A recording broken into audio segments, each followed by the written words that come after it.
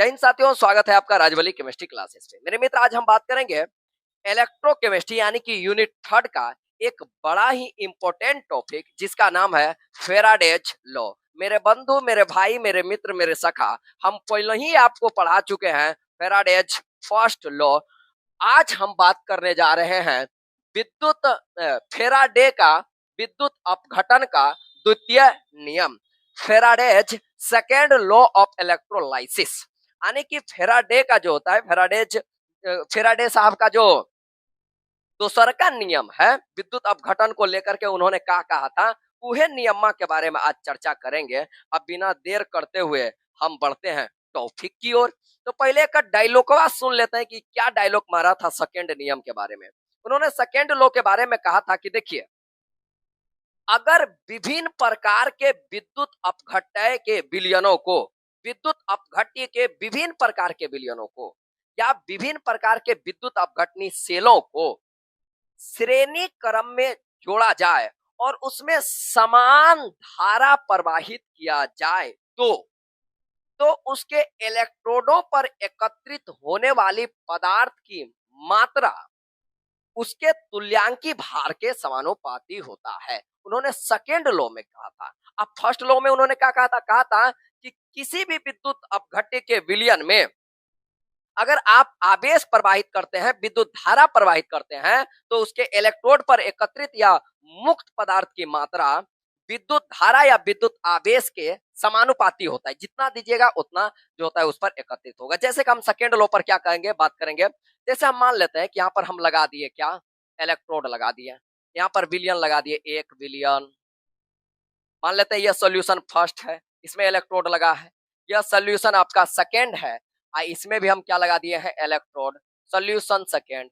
यह है आपका सोल्यूशन थर्ड, और इसमें भी हम क्या लगा दिया, आपका इलेक्ट्रोड। और सारा भी आप लगा सकते हैं क्या, विलियन। ठीक है।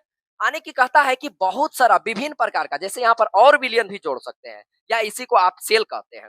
जब बहुत सारा सेल को आप श्रेणी क्रम में जोड़ देते हैं, जैसे इसको आप श्रेणी क्रम में क्या कर दीजिए, जोड़ते चले जाइए। किस क्रम में जोड़ते जाइएगा, श्रेणी क्रम में। फिर इसको भी जोड़ दीजिए आप श्रेणी क्रम में। ठीक है।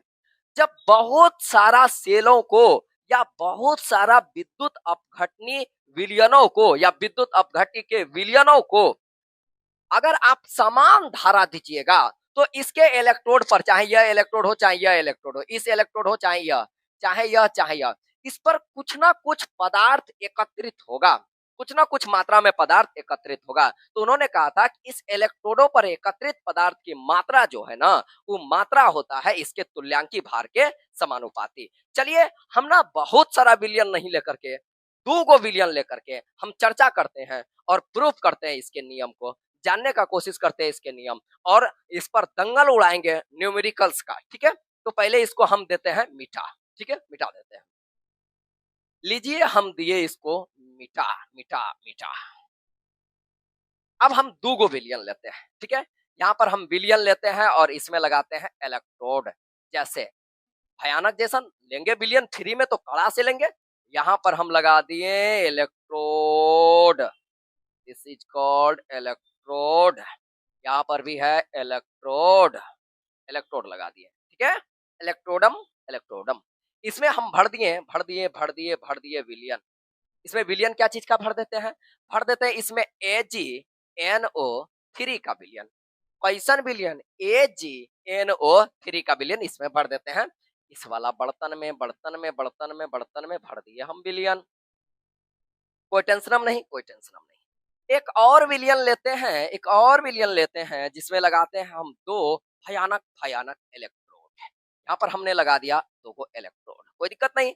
यहाँ पर लगा है इलेक्ट्रोड इलेक्ट्रोड इलेक्ट्रोड, इसमें भी भर दिए विलियन विलियन विलियन विलियन विलियन विलियन। यहाँ पर इलेक्ट्रोड लगा हुआ है और यहाँ पर हमने भरा CuSO4 का विलियन, यह भी AgNO3 का विलियन, CuSO4 का विलियन। ठीक है। अब इन दोनों विलियनों को या दोनों सेलों को श्रेणी क्रम में हमको क्या करना है, सजाना है। पहले तो हमको ये समझ में आना चाहिए कि यह श्रेणी क्रम का होता है। हम ना पहले एनोड और कैथोड को क्लियर कर लेते हैं। इसको हम मान लेते हैं क्या, एनोड, क्योंकि इस पर होता है पॉजिटिव चार्ज। जिस पर पॉजिटिव चार्ज उसको कहेंगे एनोड, और जिस पर निगेटिव जो ऋणावेशित होगा उसको क्या कहेंगे हम लोग? कैथोड। तो अगर आपसे पूछे कि क्या मैं रखूं इसका नाम, तो क्या बताइएगा? बताइएगा एकर नाम रख दीजिए, नाम रख दीजिए एकर एनोड। क्या नाम रखना है इसका? एनोड। इसको बोलेंगे एनोड। इसका कहेगा क्या मैं रखूं तेरा नाम, तो इसका नाम रख दूंगा मैं कैथोड। कैथोड होता है निगेटिव चार्ज और यह होता है क्या? पॉजिटिव। फिर इसमें क्या करते हैं, इसको मान लेते हैं हम, इसको मान लेते हैं एनोड एनोड एनोड। एनोड मान लिए इसको, यह हुआ पॉजिटिव। एकरा का मानेंगे? निगेटिव होगा ही, तो एकरा मानेंगे हम लोग का कैथोड। कैथोड, ठीक है। चलिए, यहाँ पर AgNO3 का क्या है? आपका विलयन डाला हुआ है, ठीक है सर। समांतर क्रम में कैसे सजाता है? जैसे आप बैटरी देखे होंगे, सेल देखे होंगे, तो बैटरी में क्या होता है? जैसे मान लेते हैं यह एक बैटरी है, ठीक है, तो यहाँ पर इस तरह से लगा होता है, यहाँ पर इस तरह से होता है। फिर यहाँ पर बैटरी है, मान लेते हैं सेकेंड बैटरी है, इस तरह से बैटरी में लगा हुआ है। फिर यहाँ पर थर्ड बैटरी है, ठीक है, और इसमें ना लाल दिया रहता है, लाल मतलब प्लस और काला मतलब होता है माइनस, इस तरह से। अगर हम क्या करते हैं, एक बैटरी को दूसरे बैटरी के प्लस से यानी कि पॉजिटिव से, और दूसरे को तीसरे के पॉजिटिव से जोड़ रहे हैं, ठीक है, यानी कि प्लस वाला को प्लस से जोड़ रहे हैं। प्लस को किससे? प्लस से। और माइनस को किससे? माइनस से। तो इस तरह से अगर सेल को जोड़ा जाए तो इस क्रम को कहा जाता है, इस क्रम में सेल को जोड़ने को कहा जाता है समानांतर क्रम। समांतर क्रम हो गया, यह समझ में आ रहा है। लेकिन अगर पहला का पॉजिटिव, जैसे इसका यह वाला पॉजिटिव, पॉजिटिव, और दूसरा का निगेटिव से आप ऐड कर दीजिएगा। पहला का आप ये भी कह सकते हैं, पहला का एनोड और दूसरा का क्या? कैथोड से पहला का प्लस वाला और दूसरा के कौन वाला से?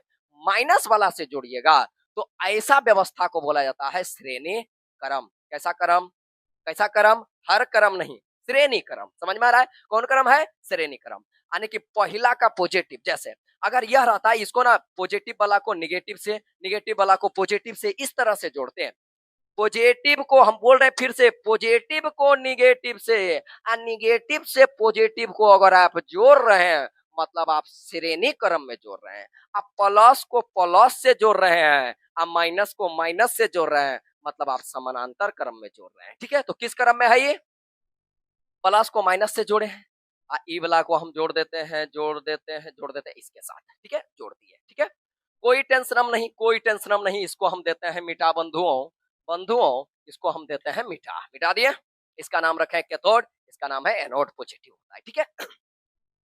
अब इसमें देते हैं हम विद्युत धारा, विभिन्न प्रकार के, इसको जोड़ दिए पहले विलयनों को श्रेणी क्रम में, और उसमें क्या बोल रहा है? समान विद्युत धारा प्रवाहित किया जाए। हम बोल रहे हैं, अरे हम बोल रहे हैं नहीं, कौन बोल रहा है? ये फेराडे। फेराडे बोल रहा है कि अगर समान विद्युत धारा दोनों विलयनों में प्रवाहित किया जाए, पहला विलयन को S1, दूसरा का मान लिए S2, अगर इसमें विद्युत धारा दिया जाए I, तो इसमें भी विद्युत धारा कितना होना चाहिए? I। दोनों में अगर समान विद्युत धारा दिया जाए तो देखिए, जैसे इसमें विद्युत धारा दीजिएगा ना, तो यह किसका विलयन है? AgNO3 का। तो विद्युत देने के बाद ना, यह जो इसमें जो विद्युत अपघट्य डाले हैं, इसको बोला जाता है विद्युत अपघट्य, ठीक है।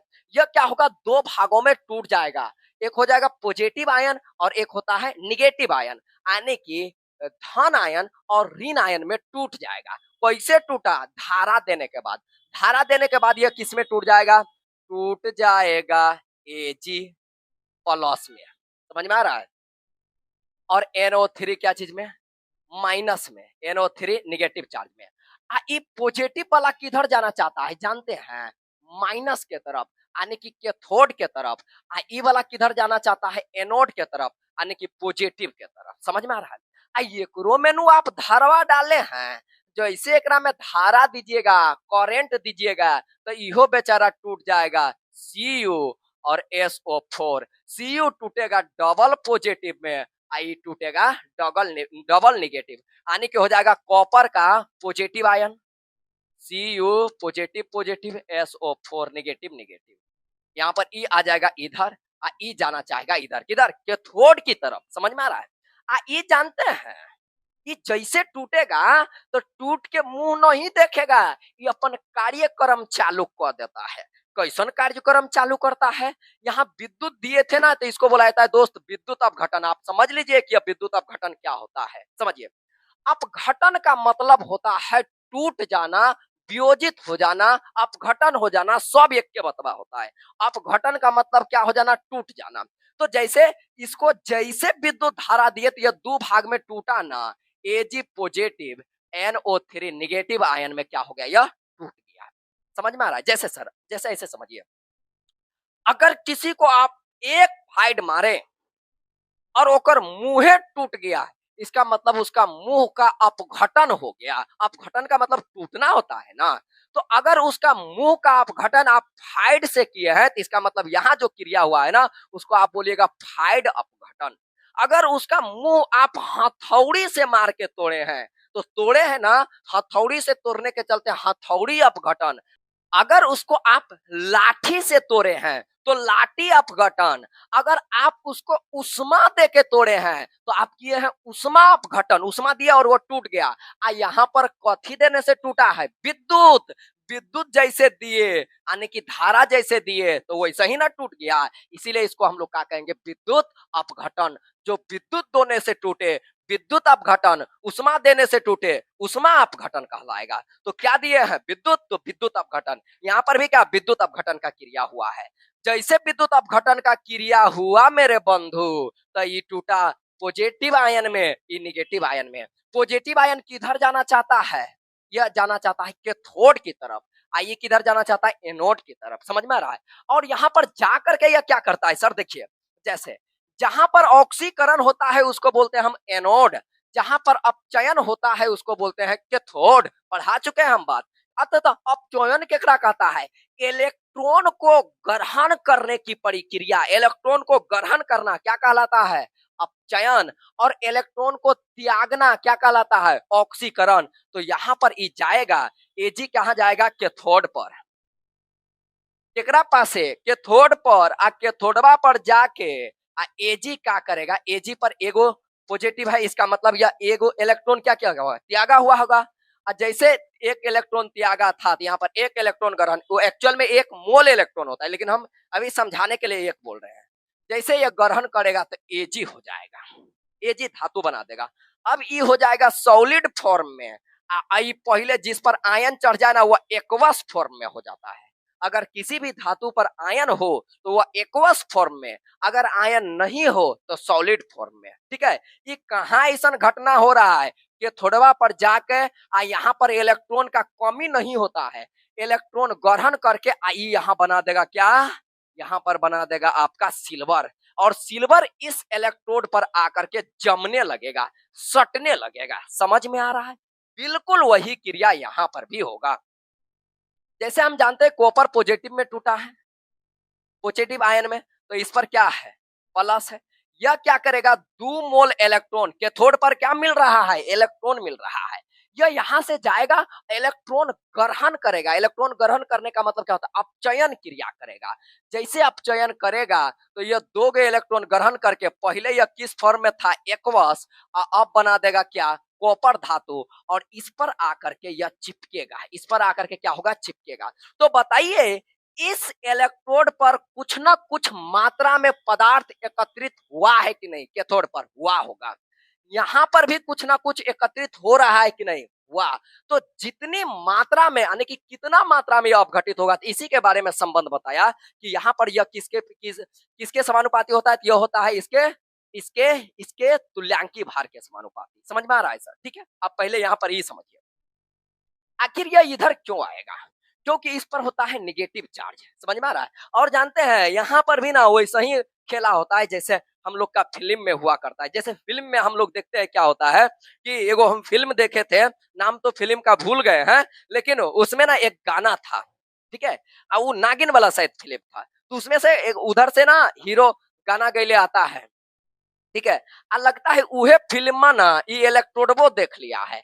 ई वाला इलेक्ट्रोड जो है, चाहे ई वाला इलेक्ट्रोड, ये सब वो फिल्मा को देख लिया है। ठीक है, यहाँ पर जैसे देखता है ना यह पॉजिटिव आयन को, पॉजिटिव आयन को, यह तो होता है निगेटिव, तो यह पॉजिटिव आयन को बुलाता है। और कैसे बुलाता है, ऐसे वही हीरोबा के तरह बुलाता है। ये हो तो हीरो ये है ना, हो पदार्थ एकत्रित कर रहा है, हीरो पैसा एकत्रित करता है, ई पदार्थ एकत्रित कर रहा है, धातु एकत्रित कर रहा है। समझ में आ रहा है? तो ई कैसे बुलाता है जानते हैं? एजी को कैसे बुलाता है? बोलता है जैसे एगो गाना है ना, आजा आजा आजा, तनी हम गाना भूल गए हैं, लेकिन शायद इस तरह से था, आजा आजा। इसको बोलता है एजी को। एजी को कौन बोलता है? कैथोड। कैथोड क्या बोलता है? आजा आजा इलेक्ट्रॉन मैं तुझी पे लुटा दूंगा। ये इलेक्ट्रॉन इसको देता है ना, बोलता है इलेक्ट्रॉन मैं तुझी पे लुटा दूंगा, तुझे एक वश से सॉलिड बना दूंगा, आजा आजा। आई इसको जैसे ये गाना सुनाता है तो दौड़ल चलाता है, यहाँ दौड़ल चलाता है और या करके यहाँ पर क्या हो जाता है? सट जाता है। तब उसी के भाव में अब एजी भी आंसर देता है। इस तरह से शायद गाना था कि पत्थरों से आज मैं टकरा गया, तुमने दी आवाज लो मैं आ गया। ठीक है, कौन आवाज दिया था? कैथोड। कैथोड ने जो है आवाज दिया और ये चले आया। आप ये भी कह सकते हैं कि मैं दौड़ी आई किसके किनारे? कैथोड के किनारे। ठीक है, यहाँ पर आकर के यह सट जाता है। तो इहो देखता है, इहो कैथोडवा। कैथोड कहता है का कैथोड पर निगेटिव चार्ज होता है कि अरे ई वाला कैथोड जो है ना, एगो गाना सुनाया ना तो पॉजिटिव आयन दौड़ा चला आया। ठीक है, इन्होंने गाना सुनाया और पॉजिटिव आयन दौड़ा चला आया। तो इन्होंने भी गाना सुनाया। क्या सुनाया? वही गाना फिर सुनाया कि आजा आजा इलेक्ट्रॉन मैं तुझी पे लुटा दूंगा। यह इलेक्ट्रॉन इस पर लुटाता है ना, लुटाता है, इलेक्ट्रॉन देता है और यह ग्रहण करता है, यह लूट लेता है और धातु बन जाता है सॉलिड में। ठीक है, तो क्या कहता है कि इलेक्ट्रॉन मैं तुझी पे लुटा दूंगा, तुझे एक वश से धातु बना दूंगा, आजा आजा। तब यो गाता है, क्या गाता है? कि जब यहाँ चले आता है, इसको जैसे गाना गाता है, दौड़ल चले आता है किस पर? कैथोड पर, और यहाँ आके इलेक्ट्रॉन ग्रहण करके सट जाता है। यो कहता है कि पत्थरों से आज मैं टकरा गया, या पहाड़ों से आज मैं टकरा गया, गाना हमको याद नहीं है, लेकिन तुमने दी आवाज लो मैं आ गया। ठीक है, और कैथोड ने दिया आवाज, पॉजिटिव आयन आ गया। यहाँ पर भी कैथोड ने दिया आवाज, पॉजिटिव आयन आ गया। आकर के यहाँ पर आकर के यह सट गया। वैसा ही जैसे निरहुआ सटल रहे, वैसा ही कैथोड पर कौन सटल रहे? धातु सटल रहे। ठीक है, तो आकर के यहाँ धातुआ क्या हो जाता है? सट जाता है। ठीक है, तो धातु की कुछ ना कुछ मात्रा पर तो सटल होगा। उसी संबंध के बारे में फेराडे बताया कि इस पर अगर एकत्रित पदार्थ की मात्रा मान लिया जाए m1, पहला बिलियन पर कितना पदार्थ एकत्रित हो रहा है? मान लेते हैं कि पहला बिलियन पर पदार्थ हो रहा है, पहला बिलियन में जो कैथोड पर पदार्थ एकत्रित हो रहा है वह है m1। तो m1 जो है ना, m1 यानी कि m1 मान लिए पहला बिलियन में इलेक्ट्रोड पर कैथोड पर एकत्रित पदार्थ की मात्रा। तो यह समानुपाती होगा जो इस पर एकत्रित हो रहा है ना उसके तुल्यांकी भार के। तो मान लेते हैं इसका तुल्यांकी भार क्या मान लेते हैं? E1। ठीक है, एकत्रित पदार्थ की मात्रा अगर m1 है तो इसका तुल्यांकी भार क्या मान लिए? E2। तो फिर इहो सेकेंड बिलियन में भी तो कुछ ना कुछ जमा हुआ होगा। तो मान लेते हैं कि सेकेंड बिलियन में जो पदार्थ की मात्रा जमा हुआ है वह m2 है। ठीक है, तो यहाँ पर मान लिए, इसको तनी यहाँ पर मिटा देते हैं। ठीक है, और यहाँ तथा में कर देते हैं। सेकेंड बिलियन में एकत्रित पदार्थ की मात्रा हो गया m2, E directly proportional to क्या? जो एकत्रित हो रहा है ओकर ओकर ओकर तुल्यांकी भार के समानुपाती। इसका तुल्यांकी भार मान लिए E2। क्या मान लिए? E2। ठीक है, तनी इसको हम मिटा देते हैं। यह था आपको समझाने के लिए। ठीक है, आप इस समझ गए हैं बढ़िया से। अब इसको मिटाते हैं और इसका व्यंजक ज्ञात करते हैं। ऊपर में हम लिखेंगे डायलॉग कि फेराडे का सेकेंड लॉ क्या होता है। ठीक है, तनी इसको पहले हम मिटा देते हैं। ठीक है, लीजिए लीजिए लीजिए लीजिए लीजिए, मिटा दिए इसको।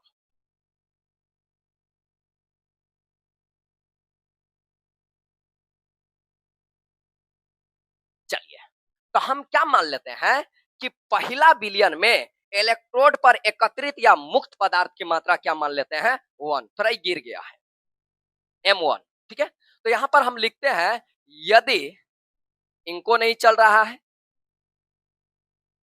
यहां पर हम मान लेते हैं कि फर्स्ट इलेक्ट्रोड पर एकत्रित पदार्थ की मात्रा क्या मान लिए M1, डायरेक्ट मान लेते हैं, ठीक है। और यह समानुपाती क्या होगा एकत्रित पदार्थ के तुल्यांकी भार के। यहाँ एकत्रित पदार्थ की मात्रा M1 तो तुल्यांकी भार क्या मान लिया है E1, ठीक है।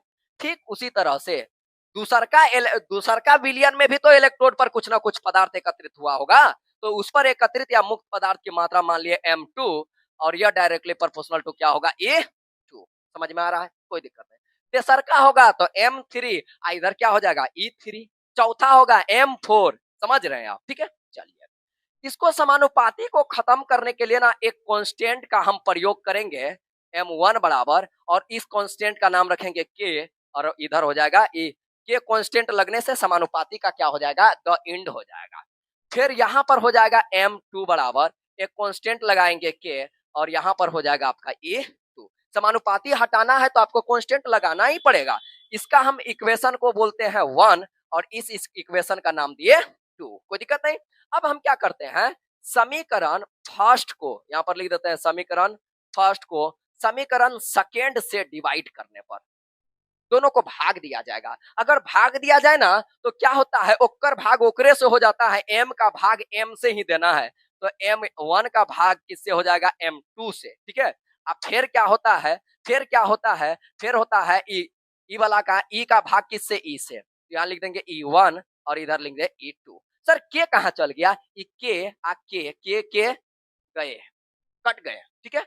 इसीलिए क्या हो जाएगा यहाँ पर फार्मूला तैयार हो जाएगा M1 bye M2 bye E1 bye E2, कोई दिक्कत नहीं।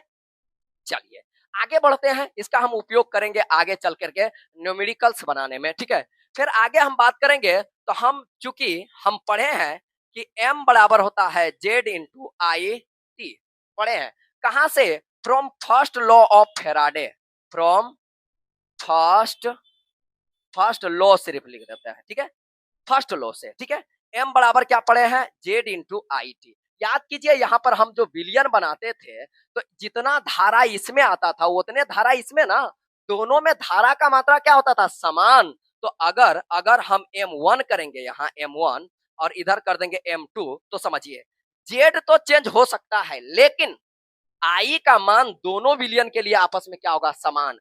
अगर इसमें इसका M2 लेंगे तो यहाँ पर लेंगे Z2, यहाँ M1 तो क्या हो जाएगा Z1, लेकिन धारा का मात्रा दोनों में क्या होगा समान है ना होगा, धारा और समय दोनों में क्या होगा इक्वले होगा, समझ में आ रहा है।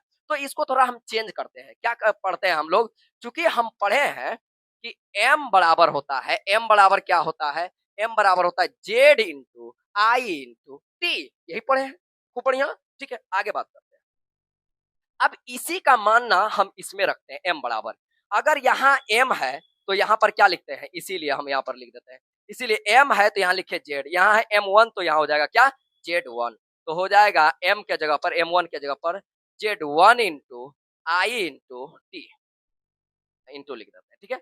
अब फिर इसमें क्या हो जाएगा Z, इसमें दोनों में I और T का मान समान होता है इसीलिए इसमें अलग अलग नहीं दिए, इधर क्या हो जाएगा E1 बटे E2, कोई दिक्कत नहीं।